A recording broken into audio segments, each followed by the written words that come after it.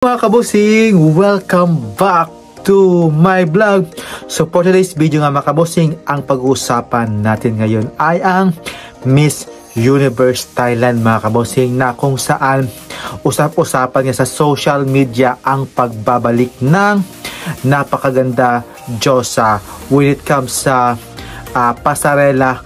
Waging-wagi talaga mga kabusing, at ito nga ay ang nakalaban na nung last 2023 ni Antonia Porcel mga kabusing.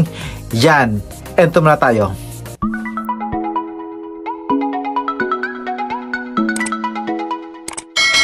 Welcome back to my vlog. So ayan na nga mga kabusing, bago ang lahat dyan is nice ko muna kayong batiin na magandang umaga, magandang tanghali, magandang gabi, at syempre dito sa bansang Marine is hating gabi na mga kabosing. Kaya grabe talaga mga kabosing, usap-usapan sa social media yung pagbabalik ni Vina ng Thailand mga kabosing, na ito talaga yung napakalakas at hindi mo talaga ito matatawaran when it comes sa pasarela, sa ganda mga kabosing.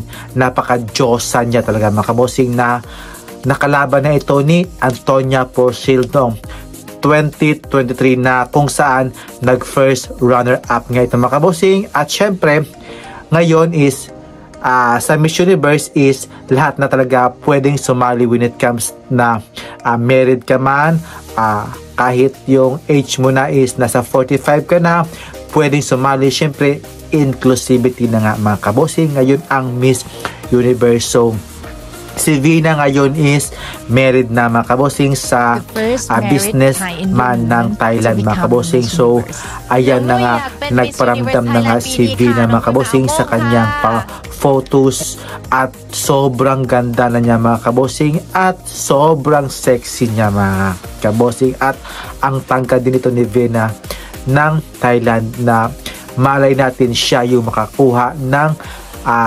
ikatatlong corona ng Thailand. So let's see kung sasali nga ba ito mga kabosing, kasi sa social media talaga is usap-usapan talaga na magjo-join nga ito si Vina sa competition sa Miss Universe Thailand this April na mga kabosing. Kaya kung sino man yung manalo sa Miss Universe Thailand is I don't know kung gusto nilang ipapanalo si Vina. So lahat na kasi ng mga Pilipino dito is gustong-gusto talaga nila si Vina na manalo at mag-represent ang Thailand, at syempre makuha ang ikatlong corona ng Thailand mga kabosing. Kaya let's see mga kabosing kung sasali nga ba itong si Vina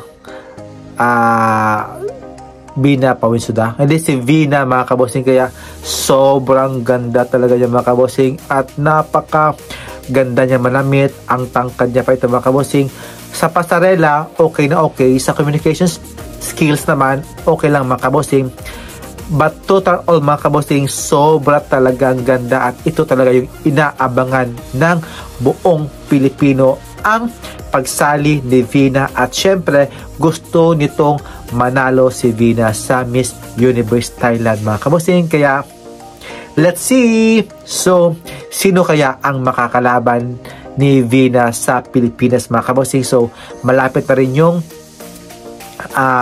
maglalaban ang Miss Universe candidates mga kabosing sa iba't ibang panig ng Pilipinas. So let's try natin mga kabosing kung sino man ang ating candidate sa Miss Universe Philippines. So thank you for watching mga kabosing, and have a nice day po. Keep safe. Bye bye.